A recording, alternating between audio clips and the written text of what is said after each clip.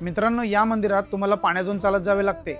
हे मंदिर कुठं आहे, इथे जायचं कसं आणि राहायचं कुठं याबद्दल पूर्ण माहिती सांगतो। त्यासाठी व्हिडिओ शेवटपर्यंत नक्की बघा।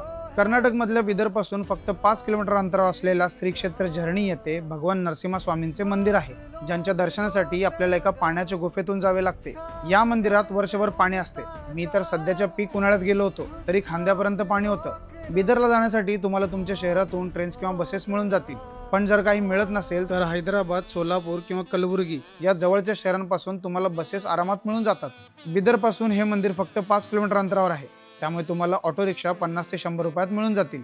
आता जर तुम्हाला मुक्काम करायचा असेल तर बिदरमध्ये खूप सारे हॉटेल्स आहेत, पण या नरसिंह मंदिरच्या बाजूलाच मंदिराचे यात्री निवास आहे, जिथे 1500 रुपयात एसी आणि 1000 ते 1200 रुपयात नॉन एसी रूम्स मिळून जातील। फक्त जाताना एकदा डिस्क्रिप्शन मध्ये दिलेल्या नंबरवर कॉन्टॅक्ट करून अवेलेबिलिटी चेक करून घ्या।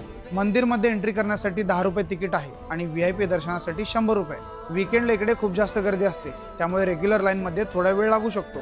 यासोबतच इथे तुम्हाला मोबाईल आणि तुमचे सामान ठेवण्यासाठी लॉकर रूम्स आहेत, ज्यांचे रेट्स मी डिस्क्रिप्शन मध्ये दिले आहेत, ते पण एकदा चेक करून घ्या। तसेच इथे कपडे चेंज करण्यासाठी चेंजिंग रूम्स पण आहेत, त्यामुळे जाताना एक्स्ट्रा कपडे घेऊन गेलात तर हरकत नाही।